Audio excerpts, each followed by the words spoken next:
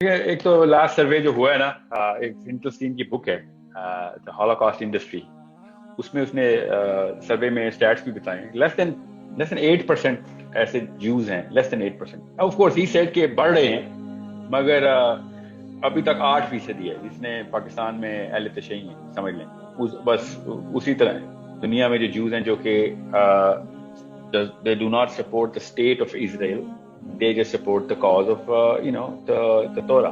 अपने आप को जूस तो कह देते हैं मगर इसराइल के साथ नहीं होगा बाकी, और जायनिज्म अपने आप को जायनिस्ट नहीं कहलवाते।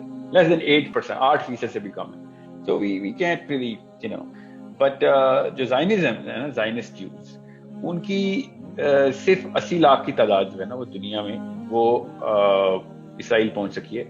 बाकी के लोग वही कर रहे हैं जो हमें करना चाहिए, हम नहीं कर रहे, कि वो उस स्टेट को फाइनेंशियल एड देते हैं पैसे, और वो अपने कुर्बानियां करते हैं। सहाबा इस्लाम के लिए कुर्बानी करते थे, उनके यहूदी आजकल अपने उस इसराइल के लिए कुर्बानियां देते हैं, अपने इतने पेट काट काट के दफीते हैं। वो बेशक बिलियनर हों, मगर most of their income, in a very sizeable income, goes to Israel, which is excellent as far as a Jew is concerned। वो अपना, मैंने कहा ना, कुरान में जो यहूदी हैं वो कुरान के यहूदी अभी भी वही यहूदी हैं।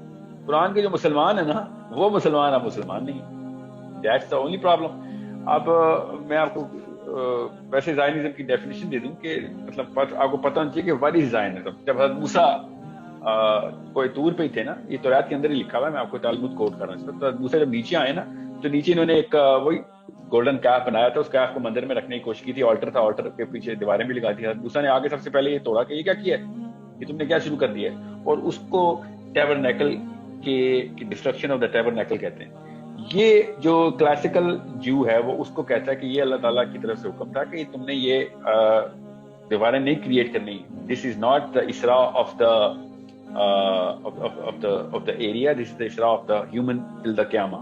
आखिरी क़यामत के बच्चे तक की हिदायत तुम्हें दी है, ये तुमने कन्फाइन ना कर लेना अपने आप को, कोई मुल्क नहीं बनाना तुमने। सो ये उस फिलॉसफी के ऊपर है। और मैं डिट्रोनॉमी कोट कर रहा हूँ इस वक्त।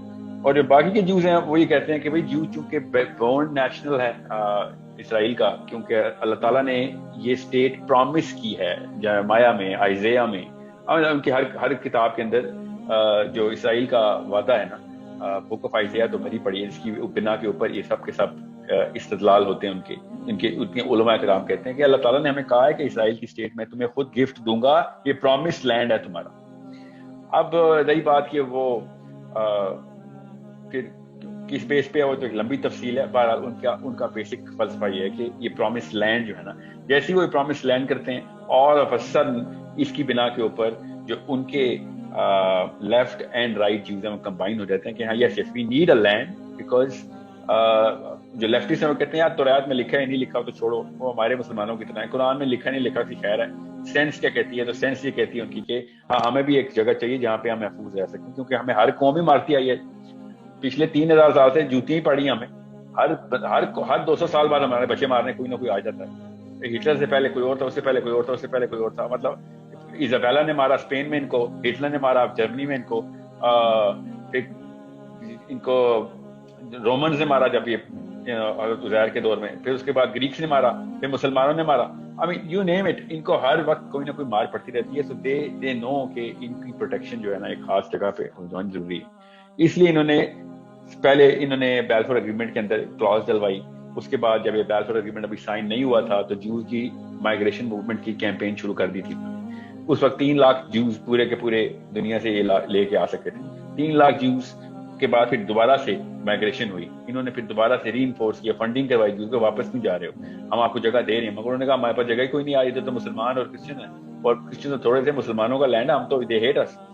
उसके बाद फिर इन्होंने पोलैंड से मूवमेंट शुरू की, फिर थियोडोर हर्टसल की मूवमेंट आग पकड़ गई उस दौरान, फिर वर्ल्ड वॉर 2 चल रही थी, उस दौरान फिर दोबारा से इन्होंने एक 1 मिलियन मार्च किया। 1 मिलियन मार्च वाकई सक्सेसफुल हुआ, और फिर 1 मिलियन ज्यूज इधर आ गए। अब मसला ये है कि 1 मिलियन से अब वो 8 मिलियन हो गए।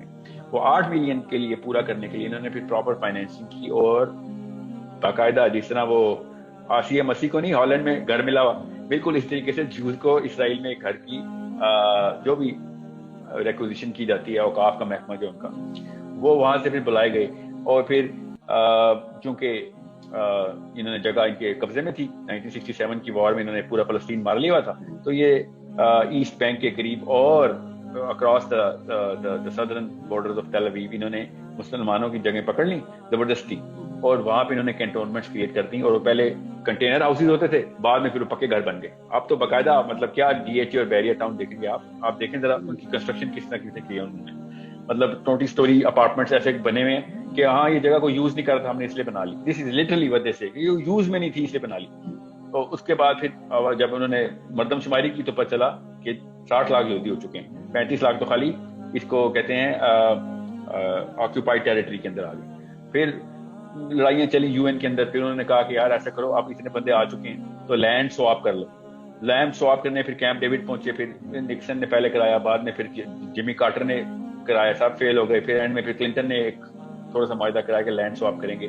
اور جو بھی پرانی ٹیبا ایکارڈز کہتے ہیں 1967 میں جو وار ہوئی ہے, وہ جگہ تم واپس کر دو, اور یہ والی جگہوں کے اوپر ہم جو ہے نا, جو ہم نے تمہاری جگہ مار لی ہوئی ہے اس کی جگہ ہم تمہیں اور جگہ دے دیتے ہیں. لینڈ سواپ اسے کہتے ہیں. فلسطینیوں نے کہا نہیں جی پیپل سواپ کریں, لینڈ سواپ کیا کر رہے ہیں, جو بندے آپ نے گھسا لیے ہیں اور ہمارے بندے نکال دیے ریفیوجی کیمپس میں, ایجپٹ میں بیٹھے ہوئے ہیں, موراکو میں بیٹھے ہوئے ہیں, ان کو واپس بلائیں اور پیپل سواپ کریں. اور اس کی بیس کے اوپر ان کا ڈیڈ لاک پڑا ہوا ہے. اور جو پچھلے 50 سال سے ہم دیکھ رہے ہیں کہ کیا لڑائیاں چل رہی 67 کے بعد سے.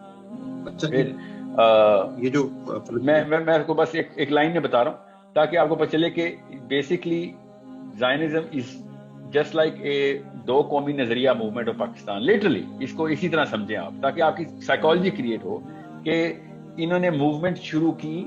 اب دو قومی نظریہ محمد علی جناح کا تھا, وہ اپوزٹ سائیکل کا تھا کہ ہم اپنے علاقوں کے اندر ہی پلیز ہمیں ہمارا ملک بنا دیں. اگر ہم کہتے ہیں نا کہ ہمیں دلی میں اور بامبے میں اور کرناٹکا میں اور کلکتہ میں ہم جگہ دے دیں کیونکہ یہ جگہ ہمیں قرآن میں لکھی ہوئی ہے, تو کامن سینس کی بات ہے. دنیا پوری نے ہمیں آ کے پکڑ لینا تھا کہ بھائی تمہارے قرآن میں لکھا ہو سکے, مطلب تو نہیں کہ ہم پوری دنیا کو نکال لیں گے تمہارے پیچھے.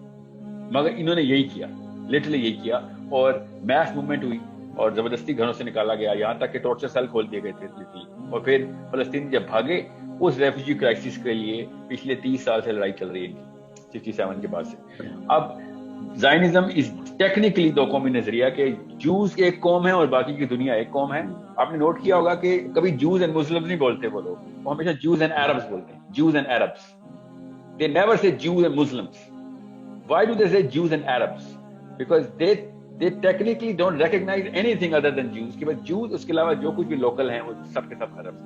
ورنہ کوئی مسلمان کہتا ہے کہ مسلمان اور فلسطینی, مسلمان اور ترکش, ہم ہمیشہ بولتے ہیں مسلمان یا ہندو, مسلمان یا کرسچن, یہ کہتے ہیں Jews and Arabs.